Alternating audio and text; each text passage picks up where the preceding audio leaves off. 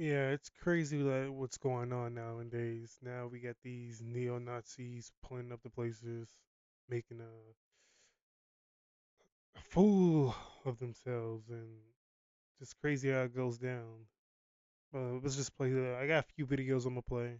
We just gonna watch them. Then I'm gonna give like a little comments here and there. I'm gonna try not to pause it, just watch it.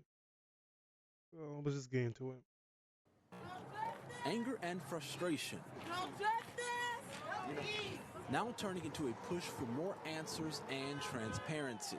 The people united! After apparent neo-Nazi group brandished flags showing swastikas over I-75 near Lincoln Heights in Evendale. Tell them that we being respectful, please. Residents from Lockland and Lincoln Heights held two separate gatherings Monday. A demonstration above I-75 South at the Lockland split and a town hall in Lincoln Heights. An incredible amount. But we need a full investigation, and it needs to be had in a way that at the end of it, yes, people do feel safe. They feel like they can trust the institutions. Bring love into this room. Since Friday's Nazi display, community members have been criticizing police for not doing enough to combat this group and the Evendale Police Department's role in escorting the pro-Nazi group away. And Evendale Police put out a statement saying that the Nazi display was offensive but not illegal. Why in what world did you think that you were able to get away with shuttling them out and then coming to disperse a peaceful protest against them? Today, Hamilton County Sheriff Honestly, I feel like if it was just like black people, the black community protesting or something, there would be an issue. Like it'll be the police will probably like force them to leave. Like it wouldn't just be like an escort. No, the police will probably force them to leave. If it was the other way around. That's how I honestly feel. Like honestly. Charmaine McGuffey attempted to respond to those concerns about police conduct Friday. when officers arrive on a scene where you have, and I'm just going to say it, ugly, ugly individuals standing there with a weapon, all right, strapped to them, and it's a weapon that can cause a lot of damage and kill people, their goal is to de-escalate that. They had to keep the residents from approaching those individuals and possibly being shot or shot at. Now, given video floating around social media showing Evendale officers escorting those apparent neo-Nazis away, we just learned about an hour ago, according to Sheriff Charmaine McGuffey, that the Evendale police chief is reviewing body camera footage from those officers that day. In Lincoln Heights, Jay Shakur, WCPO 9 News. Hey, husbands. Valentine's.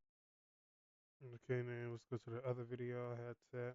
Myself and hold myself to a level of responsibility and accountability and charity and business ownership that I could be proud of. And I got to stop at a stop sign and somebody call me the N-word. Eric Ruffin's. Now I'm in a video recently, just like other races should not be saying the N-word. This is exactly why. Like, there's no need, like no one should like really be saying it, especially if you're not black. Like, no, this is why I was like, no.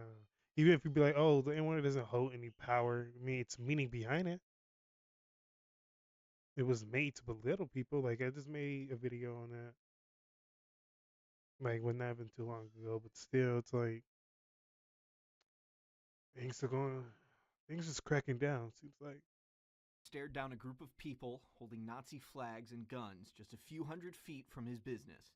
Anyone who drove along I-75 near Evendale Friday afternoon saw the same thing. Officially letting you know there is racism in America. Residents of nearby When people feel like racism's dead, no, it's still alive. Still alive and well, still happening. Lincoln Heights soon arrived to protest the Nazi demonstration. This is something that we all need to take a stand for. We need them to know this is not the 1960s. This is 2025. We're not playing at this time around. We're told the people on the bridge came and went in a U-Haul, leaving shortly after locals arrived. Evendale police released a statement that the demonstration, while offensive, was legal. Protesters took issue with that response. You're allowed to have a protest, but where's your permit? Where's your permission? And then That's what I said earlier. If it was like the black people doing that other way around, it was going to be a whole thing. It would be a whole thing. It wouldn't be no escort. It would have been like some confrontation, or someone would have got hurt. Like something would have happened if it was just the other way around was black people. So that's just how I see it. And that's how normally that's how it is, but let's continue. Inciting hate, calling people niggas. That's not right. When Fox 19 arrived, this car had its windows smashed and its tires slashed. Protesters stated that they believed it belonged to one of the men with the Nazi flags. That's hate. That's what hate is. That's what hate gets you. Protesters say they were shocked and disgusted by what they saw on that overpass, but their gathering was about standing together. This is unity. This is all you. Nobody's here to. So one thing that I do like is I like it and hate it at the same time. It takes something bad to happen for the black community to come together. That's just how it is. We can't just automatically just be together, just like good or bad.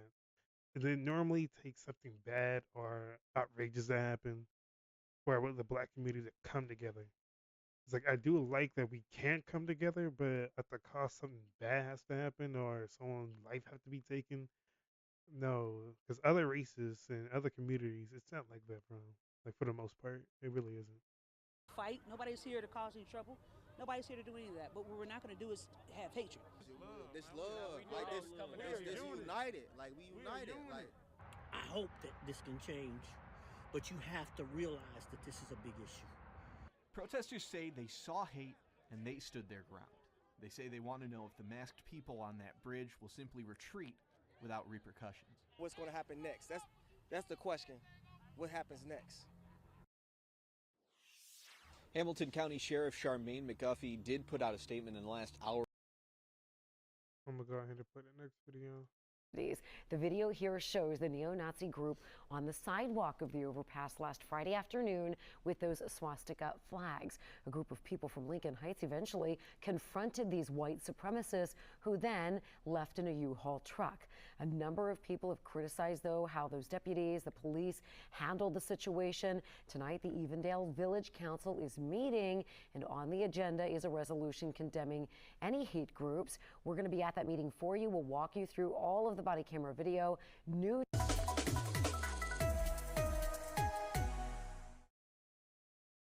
and local groups and that was it. It seems like that was it. I thought it was a bit longer, but shotguns just own hands. WCPO 9 News reporter Sean Delancey explains how.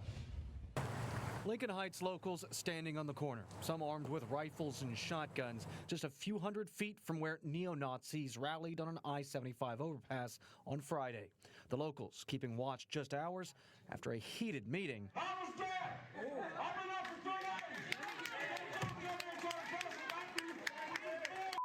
Where people who live in the predominantly black neighborhood told law enforcement they felt responsible for their own safety.